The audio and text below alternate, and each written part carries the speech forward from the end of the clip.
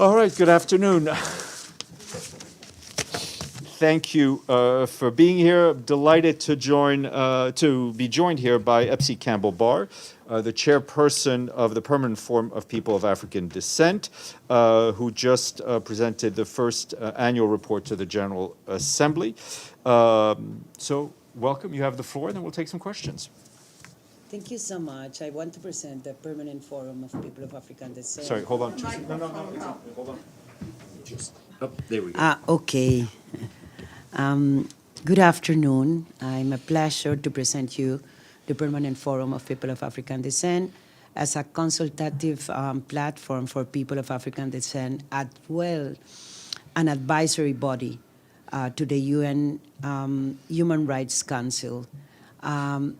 Our mandate is so wide, but mostly centers around elaborating the United Nations Declaration on Promotion, Protection, and Full Respect to Human Rights of People of African Descent, identifying and analyzing best practices, challenges, opportunities, and initiatives to address issues related to people of African descent, identify the provision of Durban Declaration and program of action.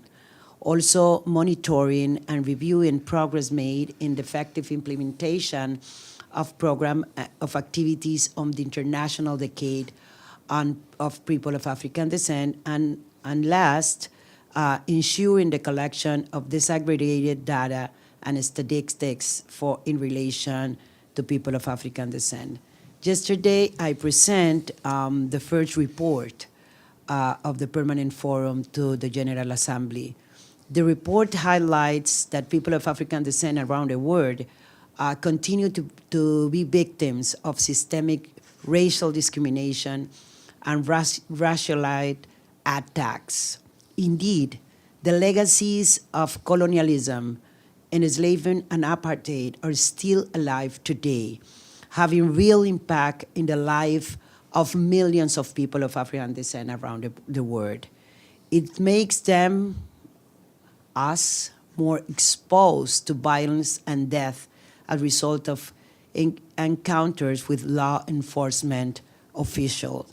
It also makes them more exposed to health disparities, as they also bear the burden of interregional and transgenerational trauma, coped with the profound impact that racism and racial discrimination have on both psychical and mental health. It makes the people of African descent more vulnerable to climate crisis, in particular when it comes recovery and rebuilding, while being excluded from decision-making in global and national climate governments, and also creates a new potential violation of the rights, racial bias in algorithms, and inequalities being reproduced in artificial intelligence.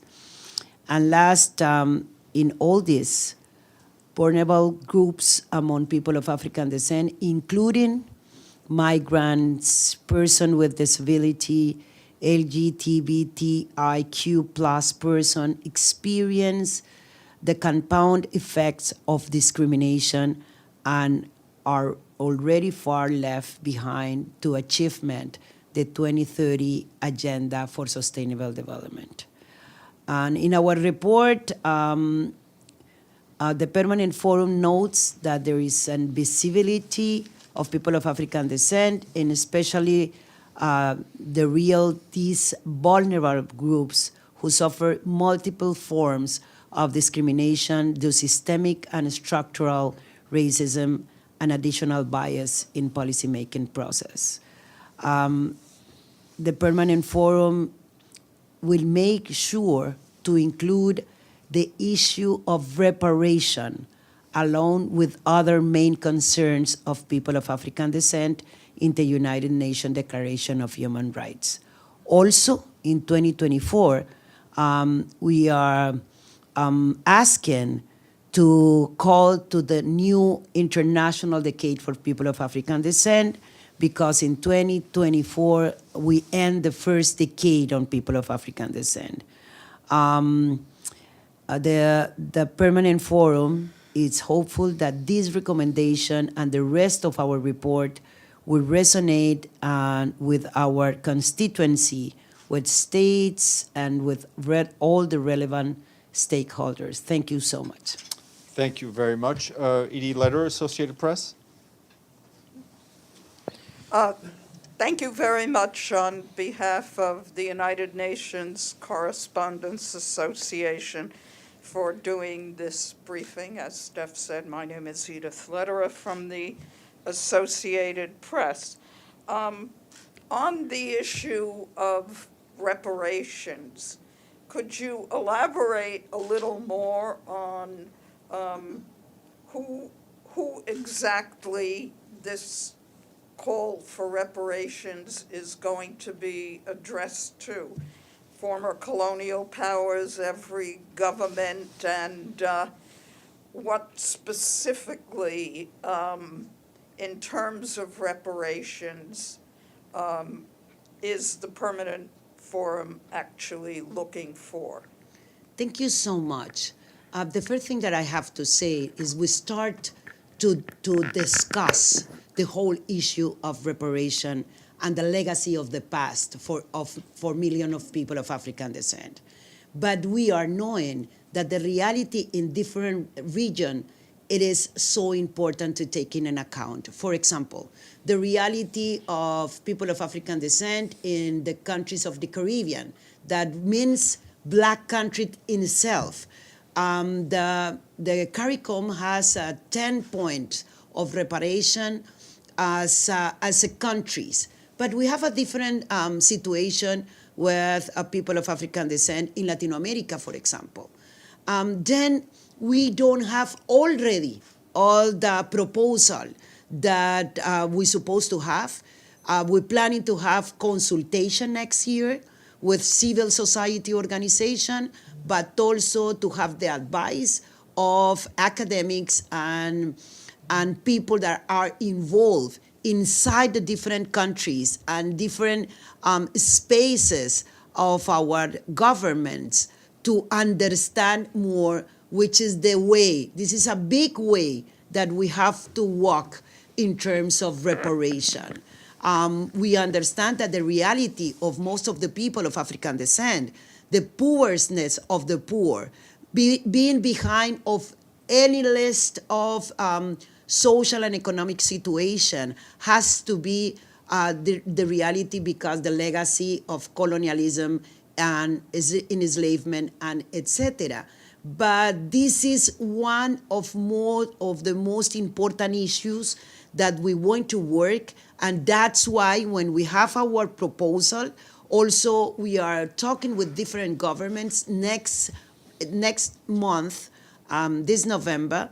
The government of Ghana called for a global conference on reparation and invite us to be part of this global discussion. Yvonne Denardi. Thank you very much for this briefing. Yvonne Murray, RTE News, Ireland's public broadcaster. Actually, Edie asked my question, not for the first time. So I'm going to slightly just ask a follow-up on that. What kind of reaction do you expect to receive from this call for reparations? Do you expect any pushback, for example, from former colonial powers? And if so, how do you think you and the UN should deal with that? We expect, the first thing, it is that we are putting the table the reality of millions of people of African descent. And we have the expectation of different stakeholders understand what the legacy of the past are in the life of those millions of people. This is our first step, because if we don't try to understand the reality of human rights of people of African descent, we have to understand the past, the colonialism, and the reality of this moment. We cannot understand, for example, in Latin America, with the data that we have, even here in US, the reality of most Black people have to be because the reality of the past. Then we are pushing to put in the table of human rights, also in the SD agenda, in the future summit, the reality of people of African descent and the necessity to understand that without reparation, it's impossible to have sustainable development goals. It's impossible to have a full enjoyment of human rights of people of African descent, but also because we understand that we are dealing with a new social and economic pact, because the people have to, the society have to recognize the impact of the past in the life of millions of people of African descent. We start this discussion globally, but we have a lot of discussion inside the countries, inside university, talking in the local spaces. Just in the last 2 weeks, 2 weeks ago, the government of Colombia established a national commission for reparation. But in this country, in the Caribbean, we start to have this proposal, a specific proposal. This is a global movement, and internationally, all the people and the government have to understand that without reparation, it is impossible even to talk about democracy in our countries. Thank you. Anade? Thank you so much. My name is Anade Situma from Al Jazeera English. I have a question about the nature of your work. And so obviously you mentioned that there are multiple forms of racism and there's systematic racism. It goes from healthcare to AI. And so my question is, when you talk of collection of data, what kind of data do you collect? And as a person of African descent, how do I contribute to your work? And what is the nature of input that you get from people of African descent? And how does that then lead to the findings in your report? Thank you so much. We as Forum, we are an advisory mechanism to governments, and also we have the responsibility to listen the civil society organization. In terms of data, we are asking for data to the government and to the states, because when we have an information about the situation of the people in terms of race, you could understand what kind of budgeting, of program, of policy you will need it. And in Latin America, for example, in Brazil, in US, when we have more information, we understand the largest problem that we have to face. Even in health, for example, the possibility of death on in-birth women are more than 5 times in Latin America than other groups than women of African descent. In US, it's almost the same. We claiming for administrative information, we claiming for census information, health, housing, all the information, education, because we want that all the government have all the profile, the reality, the picture of the reality of people of African descent, and then we could understand the enormous challenges that we have to face in the future. Thank you. Stefano? Thank you, Stefano Vaccara, La Voce di New York.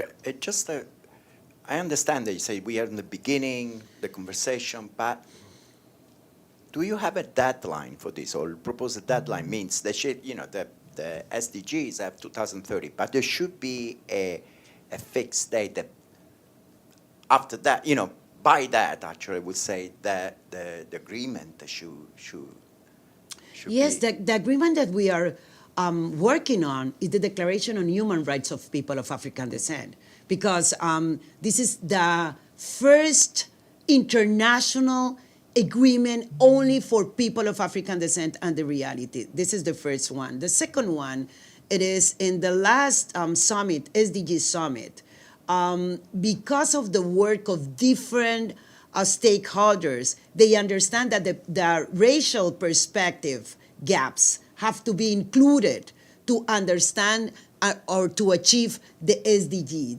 That's another perspective that we need. And of course, because we understand that if we don't deal with systemic racism in all the areas, as climate change, as education, as BRICS, for example, it will be impossible to try to understand that nobody will be behind. And that's why we start our work in December last year. We only have 2 sessions, one in December in Geneva and the other one here in New York last May. We will have the 3rd session in Geneva next April. And we receive a lot, not only support, but the civil society organization participate as the largest forum within the UN and out the UN. We have more than 1,600 civil society organizations participate in our meetings, and that because we need this kind of space of mechanism to discuss the reality of millions of people of African descent that suffer every day the denial of their rights because they are people of African descent, because they are Black. We are dealing also with anti-racism, anti-Black racism, because the reality of Black people around the world in terms of systemic racism, it is so hard. And this is the possibility that we have in an open forum, as the permanent forum, not only to discuss, but to make an agreement around our human rights agenda all over the world. Great. Thank you very much. And we hope to see you back next time you're in New York. Yes, yes. Thank you very so much. Have a much. good day.